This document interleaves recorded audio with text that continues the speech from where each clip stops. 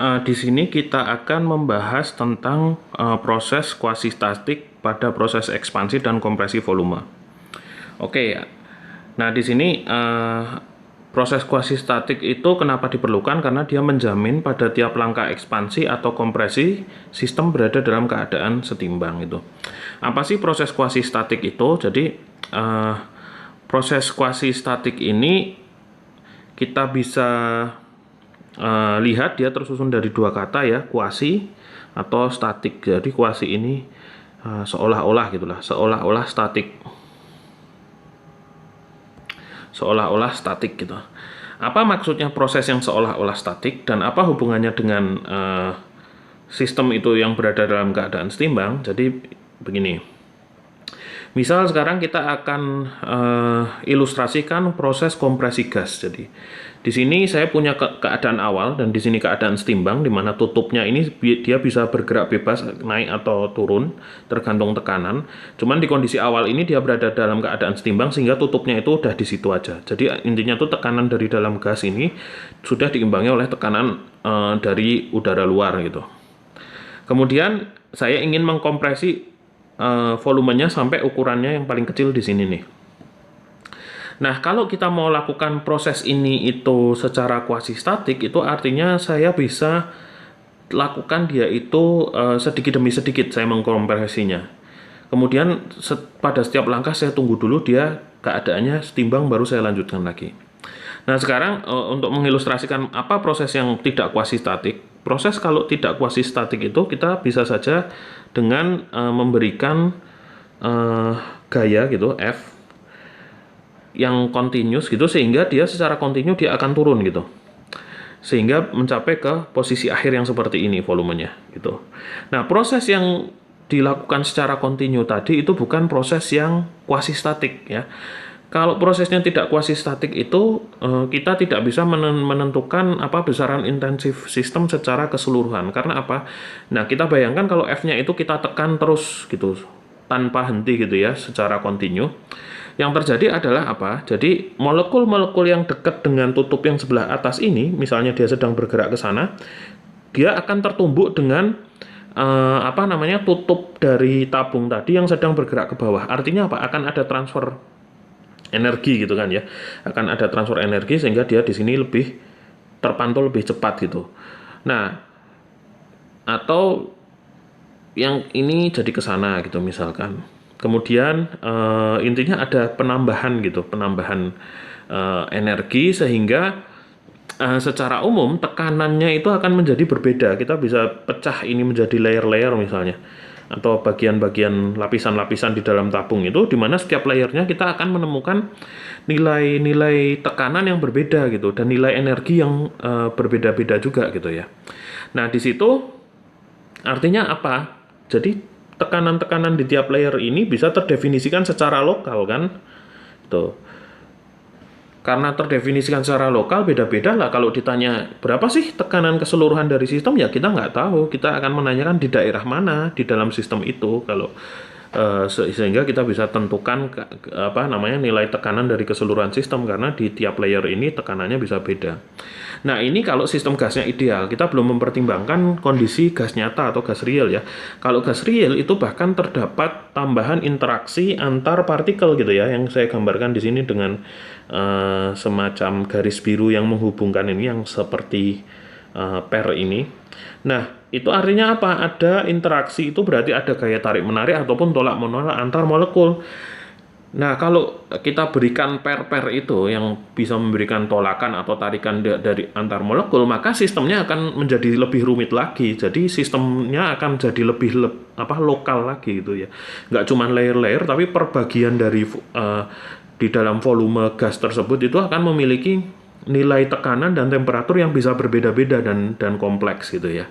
Nah, itu kenapa kita tidak inginkan kondisi yang semacam itu? Karena kondisi yang tidak homogen dan sangat beragam itu tidak bisa kita analisis dengan baik menggunakan termodinamika keadaan setimbang gitu ya. Jadi di sini termodinamika yang kita bahas itu adalah termodinamika keadaan setimbang.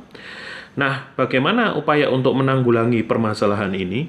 Maka secara konseptual kita kembangkan suatu konsep proses yang diberi nama dengan proses kuasi-statik atau yang seolah-olah dia itu statik. Karena dia itu statik sedemikian rupa itu pada saat dia itu statik itu besaran-besaran intensif dari sistem itu terdefinisikan dengan baik untuk keseluruhan sistem. Nah, seperti apa sih proses kuasi-statik itu? Misalnya kita bisa coba lakukan. Jadi yang kita bisa coba lakukan untuk proses kuasi-statik itu, misalnya kalau kita ingin kita ingin menurunkan volumenya dari volume awal menuju ke sini sampai menjadi volume akhir ini.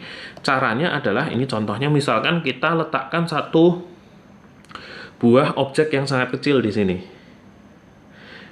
Anggaplah itu satu butir beras gitu. Kalau kita letakkan satu butir beras di atas tutup ini, tentu saja karena tadinya kondisi setimbang itu sama aja di sini sebenarnya tutupnya itu turun sedikit. Tapi karena satu butir beras itu sangat kecil ya, maka bisa jadi tidak kasat mata perubahannya itu, perubahan dia turunnya itu karena turunnya sangat kecil. Nah, setelah kita beri satu butir beras ini, dia turun sedikit walaupun tidak kasat mata, tapi tadi prosesnya itu dia mengalami proses di mana keadaannya menjadi tidak setimbang karena dia turun tiba-tiba diberi gaya, kemudian tapi karena dia cuma turunnya dikit, kita tunggu sebentar dia sampai menuju ke keadaan setimbang lagi. Nah, kalau sudah setimbang, itu kita tambah lagi satu butir beras lagi misalnya gitu. Maka dia turun lagi. Kita tunggu sampai setimbang, kita tambah lagi. Nah, dan begitu seterusnya. Jadi ini proses kuasi-statik itu kenapa dia proses yang konseptual gitu? Karena dia memang pada kenyataannya kita tidak pernah menggunakan proses kuasi-statik ini, tapi secara konseptual ini penting untuk membangun teori termodinamikanya ya.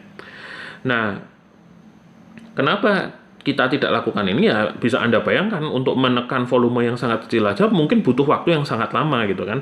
Karena proses kuasi-statik itu lebih dia argumennya lebih kuat lagi kalau semakin kecil partikel yang kita susun di atas ini. Jadi misalnya bukan cuma sebutir beras, tapi misalnya sebutir pasir gitu.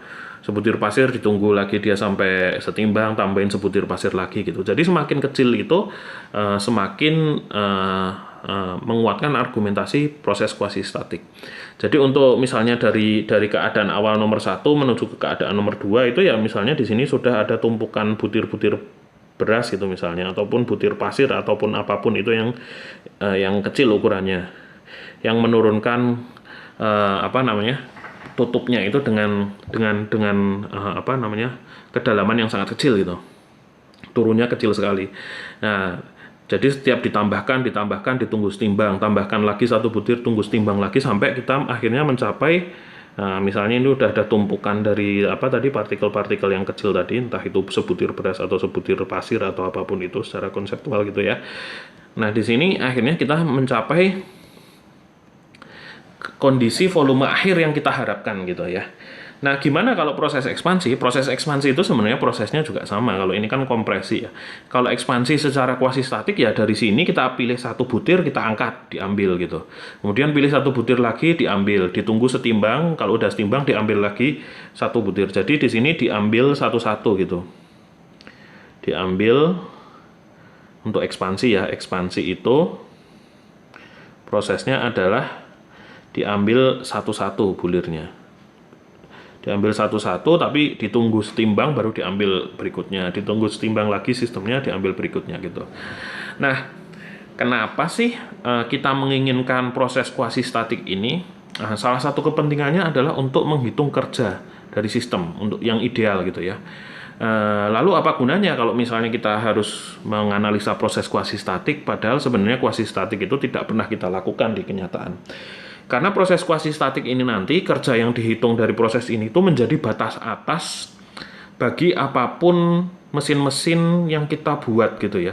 Jadi ini sebenarnya kan sama seperti kalau kita lihat ini sama seperti mesin piston di dalam motor gitu ya, atau silinder piston di mana saya masukkan molekul bensin, dipercikan api, terus terjadi ledakan, dia tiba-tiba naik, terus lalu diturunkan lagi untuk membuang gas, lalu prosesnya berulang lagi gitu. Nah itu seperti mesin piston pada kendaraan bermotor itu. Nah kenapa kok? Kalau itu kan jelas bukan proses kuasi statik ya. Nah, tapi kenapa kok proses kuasi statik ini kita perlu definisikan setidaknya secara konseptual? Karena proses ini tuh akan menjadi batas ukuran kerja yang bisa dilakukan oleh suatu mesin. Termasuk efisiensinya juga nanti. Jadi tidak ada mesin-mesin yang efisiensinya itu bisa lebih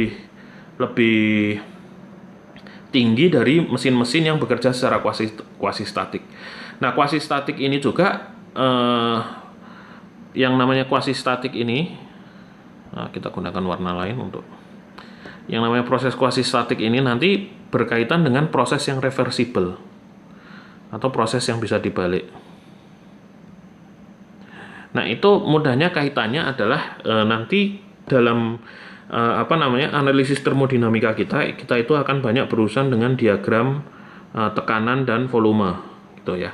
Nah, nanti dari suatu, misalkan saya mau seperti contohnya ini, mulai dari kondisi 1 menuju kondisi 2 menuju kondisi 3, itu kan proses kompresi. Jadi kita bisa bayangkan di sini ada kondisi 1, kemudian dia menjadi ke kondisi 2, ya kan? Kemudian dia menjadi ke kondisi 3. Nah, kenapa saya tulis dari kiri? Karena ini yang volume 1 itu kan yang paling besar, kemudian ada volume 2 itu yang lebih kecil, kemudian volume 3 ini adalah volume yang paling kecil gitu kan, proses kompresi. Nah, seperti yang kita lihat tadi,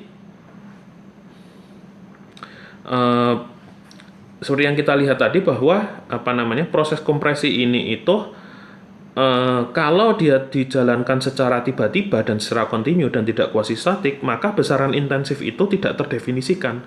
Jadi kita nggak bisa tahu antara kondisi 1 dan 2 gitu ya, antara kondisi 1 dan 2 dan kondisi 2 dan 3 ini, karena prosesnya itu misalnya tidak kuasi statik, kita langsung dorong aja, itu berapa tekanannya tidak terdefinisi. Kita tidak bisa tentukan tekanannya berapa. Yang kita tahu ya hanya kondisi perantaranya aja 1, 2, dan 3. Tapi proses di antara itu tidak bisa kita gambarkan dalam diagram PV gitu. Nah, beda urusannya kalau dalam proses kuasi statik kan. Kuasi statik itu berarti dia ditambah 1 bulir beras maka volumenya turun. Kemudian ditunggu sampai keadaan setimbang sehingga tekanan sistem itu bisa terdefinisikan. Oh, ternyata tekanannya di sini. Itu misalnya. Kemudian diturunkan lagi gitu misalnya, oh ternyata tekanannya di sini gitu misalnya, oh ternyata habis itu tekanannya di sini, itu karena sistemnya ditunggu menjadi setimbang dulu gitu sebelum dilanjutkan proses kompresinya gitu. Nah, misalkan terus habis itu dari sini saya punya gini gitu misalnya. Jadi kuasi statik itu yang menyebabkan adanya titik-titik biru tersebut, karena ketika ditunggu setimbang itu jadi proses tekanannya itu terdefinisikan secara baik ke keseluruhan sistem, tidak ada nilai-nilai lokal gitu, tapi tekanannya sudah homogen di keseluruhan sistem. Nah, kalau proses kuasi statik ini dilebih detailkan lagi atau ukuran bulirnya tadi bukan bulir beras, bulir pasir, maka dia lebih rapat gitu titik-titiknya. Atau bahkan misalnya yang lebih kecil lagi atau apapun itu, sehingga dia bulir-bulirnya lebih rapat, maka akhirnya dia akan membentuk suatu garis gitu ya. Nah, suatu garis ini itulah yang kita harapkan, terciptanya garis ini, itu yang kita harapkan. Karena apa? Garis ini itu berarti kita memiliki tekanan sebagai fungsi dari volume. Nah, kalau tadi prosesnya kita tiba-tiba tidak proses yang tidak setimbang, kita tidak bisa memiliki garis tersebut karena tekanan itu tidak terdefinisikan secara baik untuk keseluruhan sistem. Nah, kalau kita sudah punya ini kan, ini nanti bisa digunakan untuk menghitung kerja.